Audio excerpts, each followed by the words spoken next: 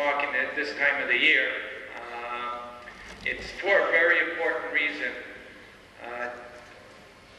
Right now, Canada is suffering because when it comes to donating our organs, Canada is the lowest in the civilized world.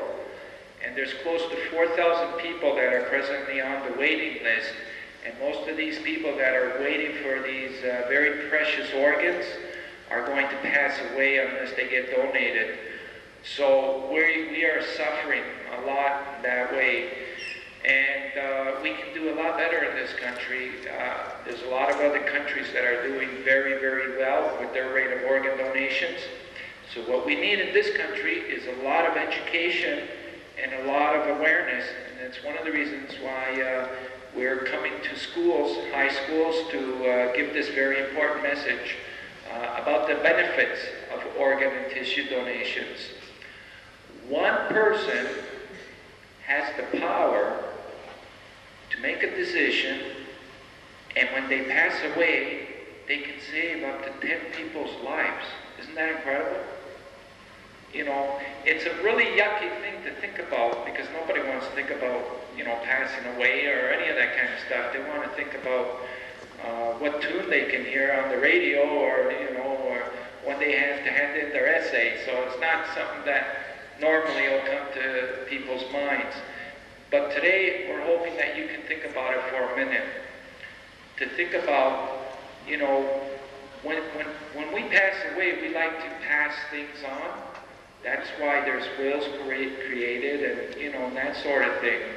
So what I wanted to leave today with you guys is just the thought of, would you become an organ donor if you passed away? Like, would you want to make that donation of saving up to 10 people's lives? And you know, what you can do is talk about this with your family, okay? I'm going to talk a little bit about the road trek, or while I've been on the road. Today is actually day 240. Been on the road for 240 days. I've walked over 3,000 kilometers so far. I've visited 132 cities and towns. I've done all of Ontario. This is my last stop in Manitoba. And then we're headed for Saskatchewan. And we're going to reach Victoria on July 27th. And at that point, the military is going to help us by arranging a flight. And we're going to make 2 stopovers, one in Rome to secure an audience with the Pope, and the other one in England to secure an audience with the Queen. Then the military is going to drop us off at St. John's, Newfoundland. And from St. John's, Newfoundland, we're going to continue walking through the Maritimes, through Quebec, back in Toronto, where we should be finished, hopefully in one piece, on January the 16th, 2002. So I'm going to be quite busy. Now, what we've decided to do is add a little more insanity to this.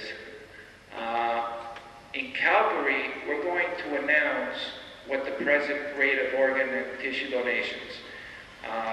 When I heard last, it was 13.9 per million, which makes us one of the lowest. One of the highest, which is Spain, has a 39.6 or something like that. Very, very high. We're very, very low. I'm going to announce the rate when I reach Calgary, and by the time I come back to Toronto, 2002, if the rate hasn't doubled, I'm going to stay on the road until it does. Now, when I say that we can do more about that, we can do more about that as people and individuals, but also the governments can do more about that. At present, we don't have a good system in our country, and I'm also walking to get their attention. I'm walking to get the federal government's attention, and I'm walking to get the provincial government's attention, because we have a very bad system, and I'm going to explain it to you. At present, when we're asking people to think about becoming organ donors and sign their donor cards and then express the wish to their families, how our system is created is that the family, during the time of tragedy, when somebody passes away, has to be approached for the final decision. Now, usually the family is in a lot of shock and in a lot of grief, and it's a bad time to ask them to make a very important decision, and the final decision. And what's happening is a lot of families are saying no when they're approached, even though the individual wanted their wish to get, that their organs get donated. And because of that, and because we have a reluctance of doctors to approach the family during that time, and we're not really training, hospital officials to do it in the right way. We don't have enough trained officials. But what we need to do is change the whole system of having to approach the family for the final decision and make the individual's wish legal binding, and then create a registry and hold it in a data bank.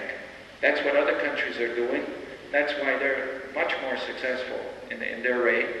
That's what Canada needs to do.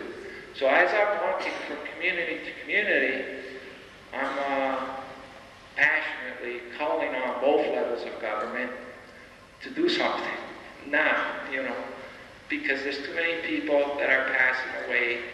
And what keeps me going?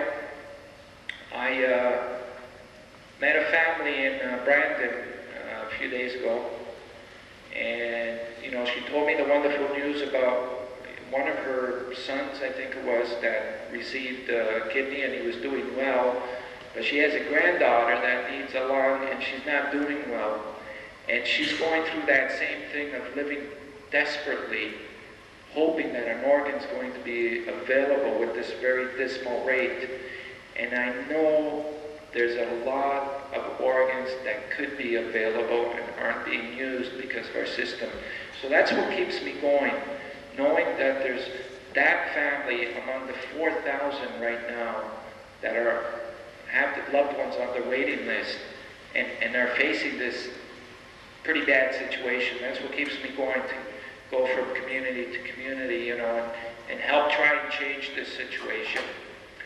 So I really want to thank you guys for being attentive here. It's usually not an easy subject to listen to.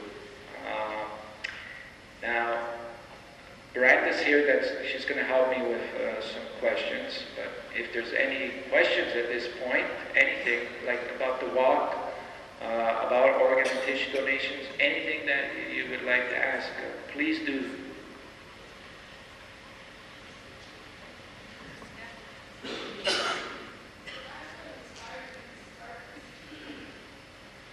Oh, that's a good question. I forgot to actually talk about myself. 5 years ago, I was rushed to the hospital with liver failure. And at that point, the doctor told me I only had 2 days left to live. And my only hope was a liver transplant. And I knew at that point also, along with all the other people on the waiting list, that the odds were against me because of the low rate that we had. So I pretty well accepted my fate and counted my blessings and, just slowly made my way away from Earth. The next day, an organ became available. And I knew what had to take place. Someone had to pass away. And that family of that loved one that passed away had to be approached for the final decision. And they said yes. Despite the grief and shock and everything, they said yes. They were thinking about someone else during that time. And they not only saved my life by saying yes, they saved 5 other people's lives. So, as soon as I woke up after that surgery, I knew I had a fighting chance to live, first of all, but I also knew that somehow I was going to acknowledge what they did.